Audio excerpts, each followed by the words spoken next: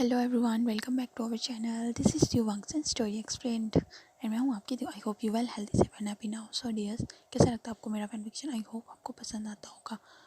And जो भी मैं फैन फिक्शन शेयर करता हूँ, ये सिर्फ फैन फिक्शन होता है। आप लोग के साथ जो भी स्टोरी शेयर करता हूँ, जो सिर्फ इमेजिनेशन पर बेस्ड होती है, उनका रियल लाइफ से कोई भी लेना देना नहीं होता है।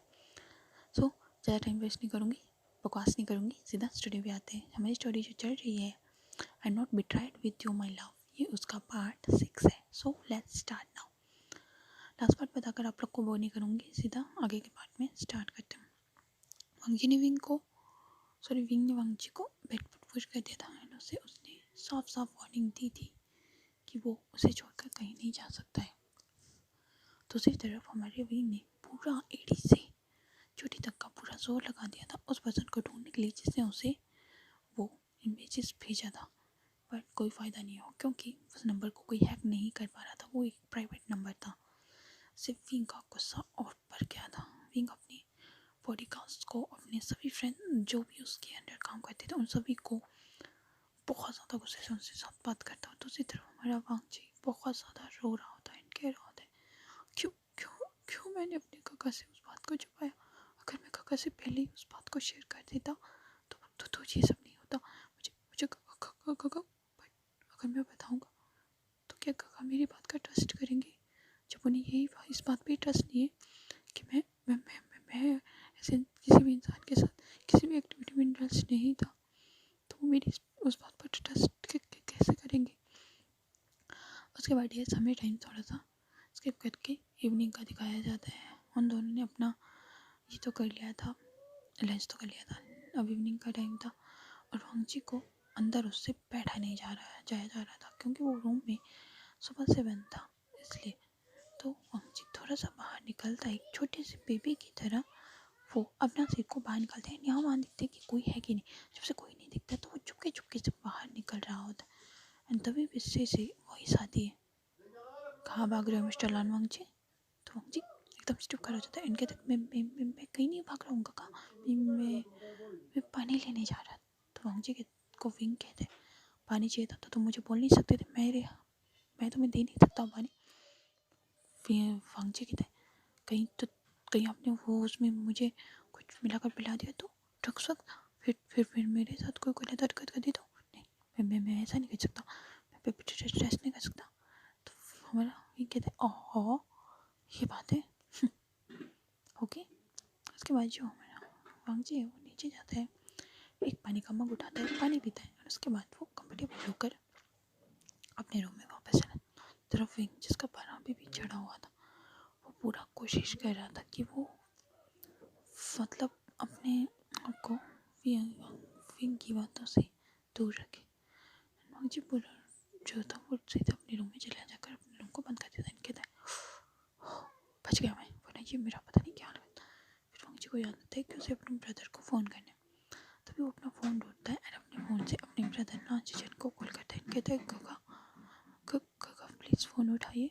आफ्टर 5 रिंग्स के बाद नाचिचन फ़ोन उठाते हैं। कहते हैं, हे माय क्यूट बेबी बनी, क्यूट बेबी टाइगर, क्या हुआ तुम्हें? तो मेरा जो वांगजी कहता है, गगा मुझे ना विंग ने ना मुझे रूम में कैद कर दिया। तो कहते क्यों क्या हुआ? तो कहते पता नहीं, वो मुझसे बात भी नहीं कर रहा सही से।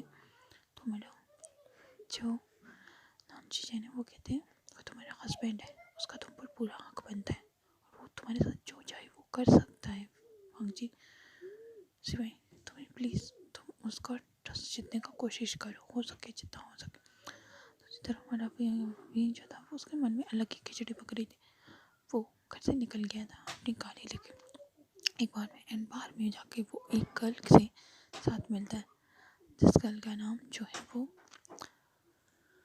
सेंड्रा था। सेंड्रा एक पेशे से एक बार डांसर थी जो कि बार में डांस करती थी एंड साथ में वो एक प्रोस्टिट्यूट का काम भी करती थी।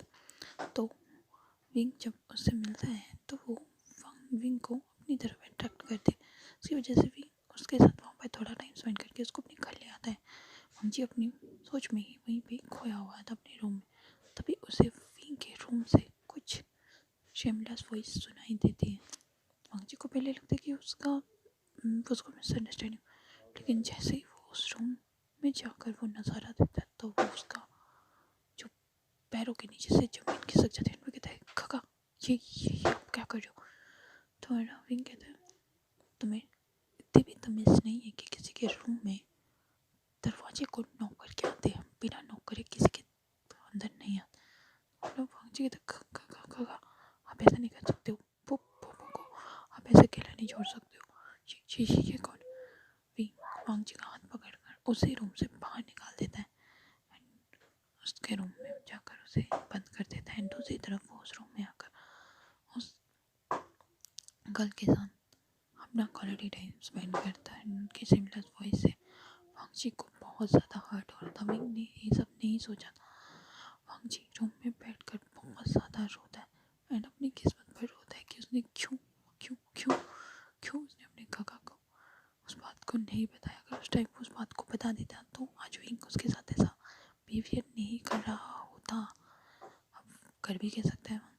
वो रोता रहता है, उस वॉइस को सुनकर रोते रोते ही सो जाता है। विंग उस लड़की को के साथ अपनी इंटीमेट होने के बाद उसको कुछ पैसे देकर वहाँ से एक चेक देकर वहाँ से जाने के लिए कहता है। वो कल चली जाती एंड विंग को वांगजी की तरफ से कोई नॉइज़ नहीं आ रहा था, इसलिए वो वांगजी के रूम में जाते हैं। रूम के गेट को खोलता है तो दिखता है कि वांगजी ने एक कोला बियर की तरह उस ब्लैंकेट को अपनी पूरी बॉडी में लपेट कर सोया हुआ।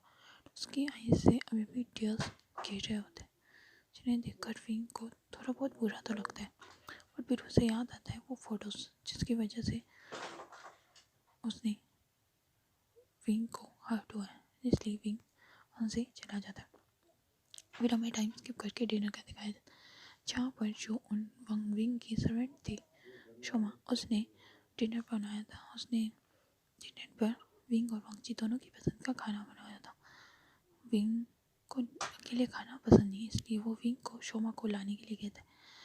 शोमा किसी अनदर सर्वेंट को बोलकर वांगजी को वहाँ पर लेके आने के लिए कहती है। वांगजी आता भी, बट वो विंग की तरफ एक नज़र भी नहीं देता एंड वो वहाँ से बस अपना डिनर करता है। डिनर करने के बाद वो सीधा वहाँ से चला जाता है। विंग नोटिस करता है कि वांगजी ने उसकी तरफ एक नज़र भर के भी नहीं देखा। वांगजी उसकी तरफ देख भी नहीं रहा है एंड फुली इग्नोर कर रहा है। तो विंग कहता है फुल टाइम शिट, अब ये भी मुझे इग्नोर करेगा।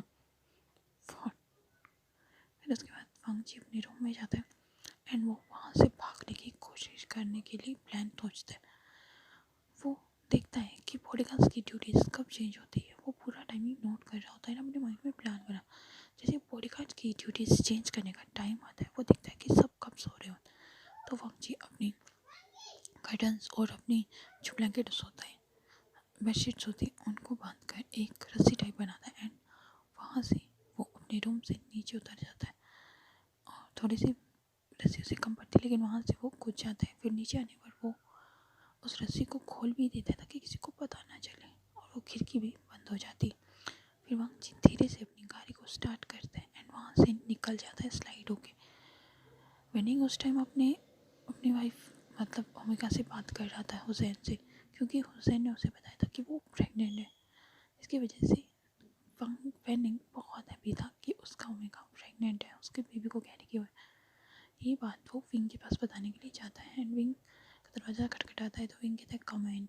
फिर वेनिंग कहता है मुझे तुम्हें एक खुशखबरी देनी है। तो विंग कहता है खुशखबरी? कैसी खुशखबरी? वेनिंग कहता है तुम्हें पता है मैं डैड बनने वाला हूँ, पता है तुम्हें? विंग कहता है कॉन्ग्रेचुलेशन। वेनिंग कहता है थैंक यू। तो वेनिंग कहता है क्या मैं ये खुशखबरी सेकंड मास्टर को दे सकता हूँ? तो विंग कहता है श्योर।